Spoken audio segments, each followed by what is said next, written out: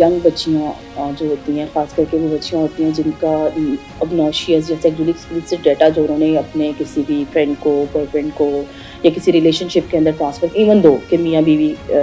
में भी हमारे पास केसेस आए हैं कि उन्होंने ये वीडियो पिक्चर्स बनाई भी होती हैं या थ्रू व्हाट्सएप उन्हें भेजी भी होती हैं, स्नैपचैट के थ्रू भेजी भी होती हैं, और उनको वो लेटर उनको ब्लैकमेलिंग शुरू कर देते हैं। यहाँ तक कि ऐसी वेबसाइट्स जो है हमारे पास, पोर्नोग्राफिक जो वेबसाइट्स होती हैं, उन वेबसाइट्स के ऊपर वो अपलोड कर चुके होते हैं, मुख्तलिफ सोशल मीडिया प्लेटफॉर्म्स पे अपलोड कर चुके होते हैं। फर्स्ट पिक्चर एक नॉर्मल पिक्चर का तबादला होता है, किसी भी पार्टी में बैठे हुए किसी भी जगह से वो पिक्चर ली जाती है, उसको AI जनरेट करके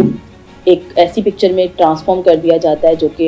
हमारे लिए एक्सेप्टेबल नहीं है। उस पर ब्लैकमेलिंग की जाती है। उस ब्लैकमेलिंग में आकर कहा यह जाता है कि आपका मैं ये वाली पिक्चर डिलीट कर दूंगा अगर आप मेरे साथ एक सेक्सुअली एक्सप्लिसिट किस्म की वीडियो चैट कर लें, या आप मुझे एक वीडियो बना के भेज दें। बच्चियाँ क्योंकि इस एज क्राइटेरिया में होती हैं, लाइक 18, 20, 22 वाली एज रेंज होती है उनकी, वो इतना ज़्यादा कहना चाहिए कि मैच्योर नहीं होती मेंटली, तो वो उसकी बातों में आकर उसको वो पिक्चर जो वीडियो शेयर कर देती हैं। तो यहाँ से एक नया सिलसिला ब्लैकमेलिंग का स्टार्ट हो जाता है। पहले जो उन्होंने पिक्चर बनाई थी वो उनकी अपनी नहीं थी, वो एक AI जनरेटेड पिक्चर थी, या जिसको हम कहते हैं कि एडिटेड पिक्चर थी, लेकिन ग्रेजुअली वो उसका पर्सनल डाटा ले लेते हैं, उस पर्सनल डाटा के ऊपर मजीद उसको ब्लैकमेलिंग शुरू कर देते हैं, और फिर वो एक सिलसिला जो है वो लॉन्ग टर्म चलना शुरू हो जाता है, जिसके अंदर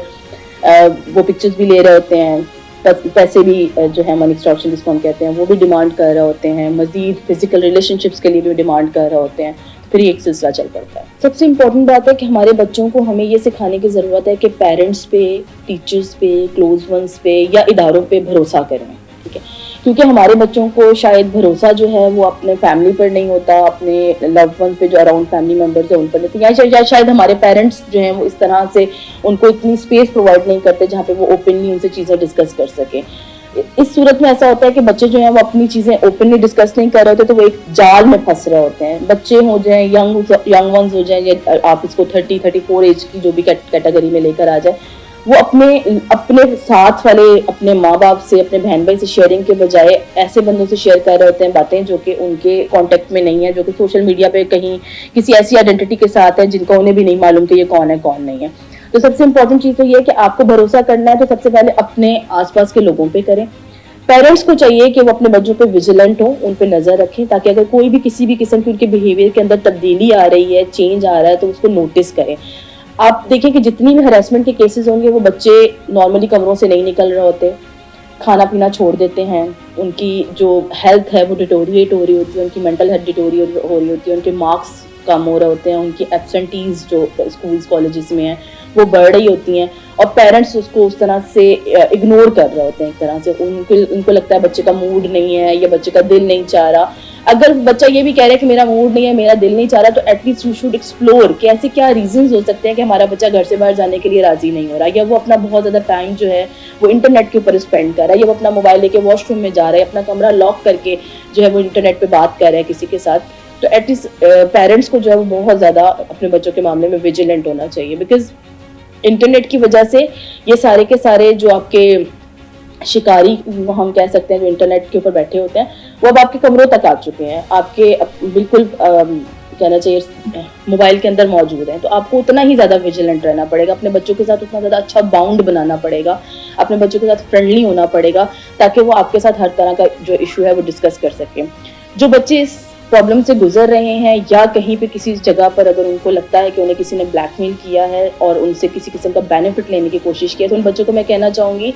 कि वेरी फर्स्ट स्टेप पे इधर इदारे को रिपोर्ट करें, इधर अपने किसी क्लोज वन को रिपोर्ट करें, किसी ट्रस्ट वर्दी को रिपोर्ट करें, क्योंकि it's not a one time story. बच्चों को ये लगता है कि चलो कोई बात नहीं, ये वाली पिक्चर ले लेगा, ये वीडियो ले लेगा तो वो स्टॉप हो जाएगा, वो सब खत्म कर देगा, उसकी बातों में आकर उसको वो पिक्चर या वीडियो जो है वो पर्सनली दे देते हैं। वो कभी भी नहीं करेगा। जो आपकी एक नॉर्मल पिक्चर को एडिट करके आपको ब्लैकमेल कर रहा है वो आपके पर्सनल डाटा के ऊपर आपको मजीद ब्लैकमेल करेगा। इवन अगर वो आपसे पैसे मांग रहा है आपके डाटा के ऊपर, आपसे कह रहा है कि 5,000 या 10,000 रुपये मुझे दे दो और मैं इसको डिलीट कर दूंगा, वो ऐसा नहीं करेगा। उसका आप खुद उसकी मोटिवेशन बढ़ा रहे हैं कि मैं तुम्हें आज 5 दे रही हूँ, कल मैं तुम्हें 50 भी दूंगा, ठीक है। तो आप एक चेन चला रहे हैं खुद से, तो कभी भी उनकी बातों में ना आए, कभी भी अपना कोई पर्सनल डाटा मजीद शेयर ना करें, कोई अमाउंट उनको शेयर ना करें। इनफैक्ट इदारों को रिपोर्ट करें, हम लोग यहाँ पे मौजूद हैं, पेरेंट्स को रिपोर्ट करें, پیرنٹس کے اوپر ٹرسٹ کریں. ایسا نہیں ہے کہ آپ کے پیرنٹس آپ کو ہمارے بچوں کا یہ خیال ہوتا ہے کہ شاید پیرنٹس ہمارے ساتھ ناراض ہو جائیں گے. ظاہر ہے وہ پیرنٹس ہیں, ٹمپریرلی شاید وہ آپ سے ناراض بھی ہوں گے, مگر الٹیمیٹلی وہی آپ کی ہیلپ کریں گے. آپ کے بہن بھائی, آپ کے پیرنٹس جتنی زیادہ سپورٹ وہ آپ کی کر سکتے ہیں, کوئی اور نہیں کر سکتا. ہم سمجھ رہے ہوتے ہیں بعض دفعہ جب ہم جس کو ہم اکیوز کہتے ہیں وہ ہم اریسٹ کر کے لاتے ہیں, تو وہ کہتے ہیں میں نے تو ابھی ایک شیئر بھی نہیں کیا تھا, میں نے تو صرف یہ اس کو ویسے ہی ڈراوا دیا تھا یا دھمکایا تھا کہ میں ایسا کروں گا, میری تو ایسی کوئی انٹینشنز نہیں تھی. اور نارملی وہ بھی بچے ہی ہوتے ہیں. بعض دفعہ ایسا بھی ہوا ہے کہ یونیورسٹی کے اسٹوڈنٹس ہوتے ہیں, کلاس میٹس ہوتے ہیں, کوئی فرینڈ ہوتا ہے, کوئی کزن ہوتا ہے جو کہ صرف اور صرف اپنے کوئی مفاد حاصل کرنے کے لیے آپ کو ڈرا دھمکا رہا ہوتا ہے. ان کے لیے اسپیسیفکلی میرا یہ کہنا ہے کہ آپ کا ڈرانا یا دھمکانا آپ کا جرم ثابت کرتا ہے. آپ نے یہ کہہ دیا کہ میں آپ کا جو ڈیٹا ہے وہ وائرل کروں گا, یا میں آپ کے فادر کو بھیجوں گا, یا میں آپ کی مدر کو بھیجوں گا, آپ کا جرم اسٹیبلش ہو گیا, کرائم اسٹیبلش ہو گیا, اور اس کے اوپر اتنی ہی سزا ہے جتنی کی شیئرنگ کی ہے. ٹھیک ہے, یعنی انٹینشنز کے اوپر بھی اتنی ہی سزا ہے جتنی شیئر کرنے کے بعد کی سزا ہے. تو آپ کو اپنے ایموشنز کو کنٹرول کرنا چاہیے, اپنی امپلسیوٹی کو کنٹرول کرنا چاہیے, اور اگر آپ اپنی سو کالڈ ایگو اگر آپ کی ہرٹ ہو بھی گئی ہے تو آپ کو اس کو پراپر طریقے سے جو ہے وہ ٹیکل کرنا چاہیے, نہ کہ آپ دوسرے کو جو ہے اس کے پرسنل ڈیٹا کے اوپر, اگر آپ کے پاس کسی کا کوئی پرسنل ڈیٹا آ ہی گیا ہے تو اس کو آپ مینیپولیٹ نہ کریں, اس کو آپ زبردستی اس سے مزید ڈیٹا کی ریکویسٹ نہ کریں, یا اس کو کسی بھی قسم سے نقصان پہنچانے کی کوشش نہ کریں, کیونکہ کم سے کم جو سزا ہے وہ 7 سال ہے. کم سے کم سزا 7 سال ہے, اور it's a non bailable offence, اس میں بیل نہیں ہوتی.